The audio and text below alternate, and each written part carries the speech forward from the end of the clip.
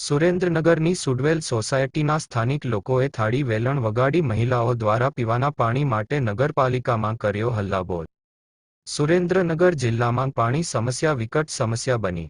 3 કલાક સુધી સ્થાનિક મહિલાઓ દ્વારા પાલિકા પ્રમુખનો ઘેરાવ કરવામાં આવ્યો। 20 દિવસમાં પીવાના પાણીની સમસ્યાઓ હલ કરવામાં નહીં આવે તો ઉગ્ર આંદોલનની ચીમકી ઉચ્ચારવામાં આવી। સુરેન્દ્રનગરના શહેરી વિસ્તારોમાં પીવાના પાણીની સમસ્યાઓ યથાવત। સુરેન્દ્રનગર નગરપાલિકા વિસ્તારમાં આવતા 4 વોર્ડમાં ટેન્કર મારફતે વેચાતું પાણી લેવા શહેરીજનો મજબૂર। પાલિકા પ્રમુખ, કારોબારી ચેરમેન અને એન્જિનિયરોનો ઘેરવાર કરવામાં આવ્યો। કાયદો અને વ્યવસ્થા કાબૂમાં લેવા પોલીસ બંદોબસ્ત ગોઠવવામાં આવ્યો। નગરપાલિકાની અંડરમાં આવતો વિસ્તાર સુડવેલ સોસાયટી, બજરંગ 2 સોસાયટી અને 1 નંબરનો વોર્ડ જે રેલવે જંકશનની પાછળનો ભાગ છે। આ વિસ્તાર આજથી 20 વર્ષ પહેલા ડેવલપ થયેલો છે। તેમ છતાં આ વિસ્તારની અંદર આજે પીવાના પાણીનો અભાવ છે। પીવાનું પાણી નથી મળતું, રોડ રસ્તા નથી, ગટરની કોઈ વ્યવસ્થા નથી।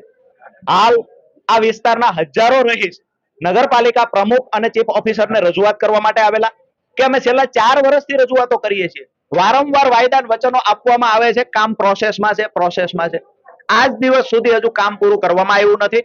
પીવાના પાણી માટે મહિલાઓ 2-2 કિલોમીટર બેડા લઈને જાય છે। જ્યારે ટેન્કરની વાત નગરપાલિકા તરફથી કરવામાં આવે છે, દુઃખ સાથે કહેવું પડે કે આઝાદીના 75 વર્ષ પછી સુરેન્દ્રનગર નગરપાલિકાને મધ્યમાં આવેલો વિસ્તાર આજે 300 રૂપિયા 600 રૂપિયા આપીને રહીશો ટેન્કર મંગાવે છે।